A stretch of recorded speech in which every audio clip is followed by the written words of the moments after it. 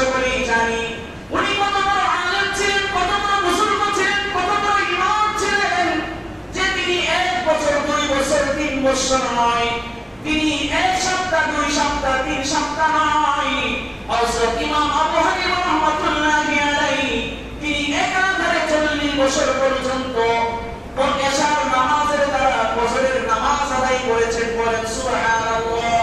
কেমন ছিলেন? লাগাতার 40 বছর পর্যন্ত এশার ওজুদের ফজরের নামাজ পড়েছেন। তাহলে কি বোঝা যায়? সারা রাত তিনি ঘুমিয়েছিলেন। কথা বলেন, ঘুমিয়েছিলেন? ঘুমালে কি ওজু থাকে? ওজু থাকে না। তিনি সারা রাত নফল নামাজের মধ্যে ইবাদত বন্দেগীতে তিনি লিপ্ত ছিলেন। এই হযরত ইমাম আবু হানিফা রাহমাতুল্লাহি আলাইহি এমন বড় কামেল ছিলেন, যেই জায়গার মধ্যে ওনাকে দাফন দেওয়া হয়েছে ওই জায়গার মধ্যে তিনি 1000 বার কোরআন শরীফ খতম করেছেন। বলেন সুবহানাল্লাহ। আমি আপনি সারা জীবনে মিলে কয়বার কোরআন শরীফ খতম করেছি? যারা মাদ্রাসায় হাফসানা পড়ে তারাও সারা জীবনে 1000 বার কোরআন শরীফ খতম করে। উনি যেই জায়গায় শুধু দাফন দেওয়া হবে ওই জায়গাতে 1000 বার কোরআন শরীফ খতম করেছে। তাহলে চিন্তা করেন, এই জায়গা ছাড়া কি অন্য জায়গায় কোরআন শরীফ পড়েন নাই? কথা বলেন, পড়েছেন কি পড়েন নাই? পড়েছেন। তো অন্য জায়গায় কতবার হবে? তিনি এত বড় কামেল ব্যক্তি ছিলেন।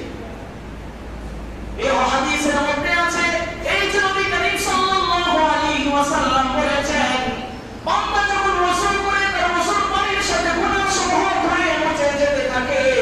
হযরত ইমাম আবু হানিফা রাহমাতুল্লাহি আলাইহি তিনি এত বড় কামেল ছিলেন, এত বড় আল্লাহর ওলি ছিলেন।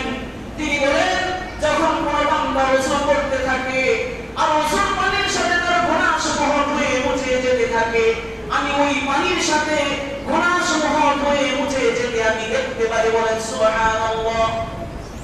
ওই যে মানুষ যখন ওযু করতে ওযুর পানির সাথে গুনাহ সমূহ ধুয়ে যায়, উনি ওই গুনাহ সমূহ দেখতে পেতেন।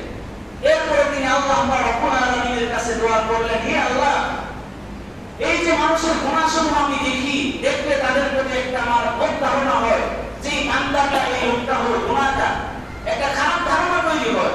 এই কারণে এই যে দেখার একটা ক্ষমতাটা আপনি আমার কাছ থেকে চিনিয়ে নেন, যাতে করে মানুষের প্রতি ধারণা খারাপ ধারণা আমার না হয়। এরপর থেকে মানুষ ওযু করলে আর তিনি ওযুর পানির সাথে গুনাহ সমূহ ধুয়ে গেলে তিনি দেখতে পান না। এই যে রাসূলের হাদিস, এটা সত্য প্রমাণিত হয়েছে কি হয় নাই?